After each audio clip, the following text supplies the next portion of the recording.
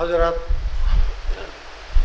उलमा जानते हैं इस बात को, और इस मौके के ऊपर दिली ख्वाहिश भी ये थी कि सिर्फ उलमा किराम तशरीफ़ लाएँ, इज़्ज़त अफ़ज़ाई फरमाई है सब ने तशरीफ़ ला के, और उसके अलावा वाकई पढ़े लिखे लोगों की ज़रूरत थी, वो आ गए हैं। पढ़े लिखे से मुराद वो नहीं है कि जो डिग्रियों के कफन ओढ़ के किसी भी नज़रिए को मरूब होकर अपना लेते हैं, बल्कि मुख्तलिफ नज़रियात को अपने नज़रिए से मिला के अपने नज़रिए की सदाकत को मानते हैं और उसके ऊपर बरकरार रहते हैं। पढ़ा लिखा उसको नहीं कहते हैं कि जो खुश्क पत्तों की तरह झोंकों के साथ उड़ता चला जाए। पढ़ा लिखा उसको कहते हैं कि जो बर्ग आवारा न हो बल्कि बर्ग वाबस्ता बशजर हो।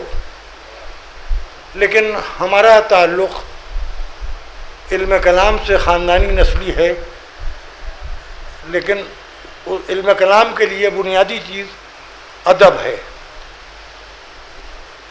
अदब के दो हिस्से हैं, नसर और नज़म।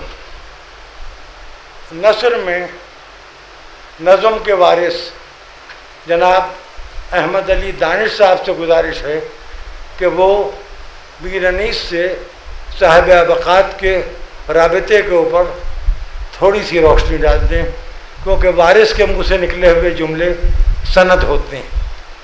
जनाब अहमद अली दानिश आले अनीस साहिब अबकात और मीर अनीस के ज़ाती ताल्लुक़ को आपके सामने उजागर करेंगे। मेरे इस मुख्तसर मकाले का मौजू मीर अनीस और साहिब अबकातुल अनवार के रवाबित, ये मौजू है मेरा। मुज्तहिदीन और ज़ाम व बरादरान ईमानी, अस्सलाम वालेकुम।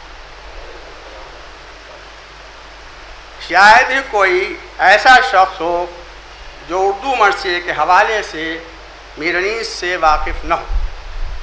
उसी तरह अल्लामा शम्सुल उलमा मीर हामिद हुसैन साहब क़िबला से भी हर वो मुसलमान ज़रूर वाकिफ़ होगा जिसमें ज़रा भी मजहबी शऊर मौजूद हो।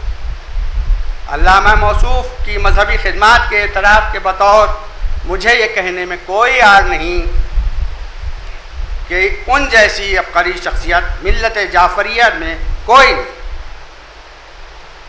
उन्होंने अपनी पूरी ज़िंदगी विलायत अली के दफ़ा में सर्फ कर दी और ऐसे ऐसे नुकात रकम कर गए कि दुनिया इस्लाम के बड़े बड़े उलमा इराक़ और ईरान हैरत ज़दा हैं। जहाँ तक राकीम के ख़ानदान और मीर हामिद हुसैन साहब मूसी साहब के ख़ानदानी रवाबित का ताल्लुक़ है, इस सिलसिले में अर्ज़ है कि हमारे तमाम बुज़ुर्ग शुअरा, इन्हें मीर अनीस के अलावा भी, मुमताज़ुल उलमा सैयद तक़ी साहब क़िबला जन्नत आरामगाह के बहुत करीब थे। उनके इंतकाल से पहले और उनके विसाल के बाद मीर हामिद हुसैन साहब क़िबला मुज्तहिदुल अज़्र के बहुत करीब से तमाम मसाइल शरिया व रवायत मरसिया की सेहत की सनद भी उन्हीं से हासिल करते थे। यानी मरसिया नज़्म करने के बाद उनके सामने पेश किया जाता था रिवायत के लिए। वालिदा माजिद हारिस हुसैन लायक वफ़ात 8 मई 1977 का बयान है कि हमारे ख़ानदानी ताल्लुक़ात इस घराने से इतने ज़्यादा हुए कि आपस में 2 शादियाँ हुई। ये कि इंकशाफ मैं कर रहा हूँ। यानी मीर अनीस साहब ने अपने बड़े बेटे मीर खुशरली साहब नफीस और सबसे छोटे बेटे मीर मोहम्मद सलीस साहब की शादियाँ इसी मूसी ख़ानदान में की। मीर नफीस और मीर सलीस की वफ़ात के बाद ये मुखद्दरात काफ़ी ज़माने ज़िंदा रहीं और रहलत के बाद मीर अनीस साहब के कायम करदा कब्रिस्तान चौबदारी महल्ला चौक में सुपुर्द अलहद की गई। इसी बिना पर जनाब आरिफ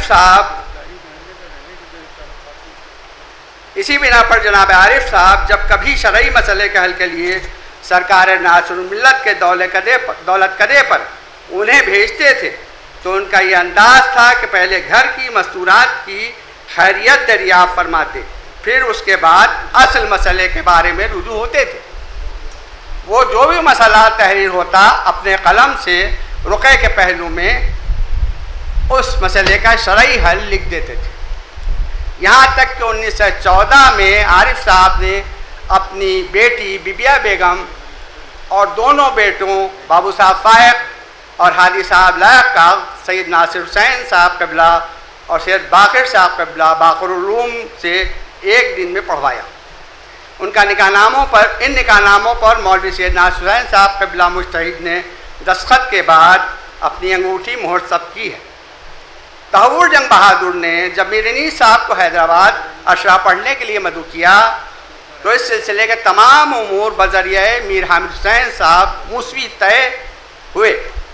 फिर अनीस आज़िम हैदराबाद हुए। इस सिलसिले में जो ख़त किताबत जनाब क़िबला काबा ने की वो हनूज़ पर्दे खफा में है। हमारे वालिद फरमाते थे कि बाकरुल-उलूम और सरकार नासिरुल मिल्लत क़िबला इंसान की शक्ल में फ़रिश्ते थे। ये मेरे वालिद का बयान है। मैं अल्लामा नूर मोहम्मद सालिसी साहब का, जिन्होंने मौलवी मीर हामिद हुसैन साहब मूसवी साहब क़िबला के हालात व खिदमात पर मबनी ये किताब विलायत अली कलमबंद की तहे दिल से ममनून व मुतशक्किर हूँ।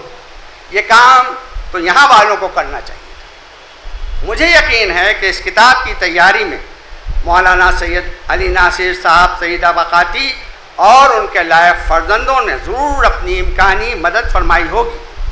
मेरी दुआ है कि मौलाए कायनात के सदक़े में ये तमाम अफराद अपने असलाफ का नाम रोशन करें।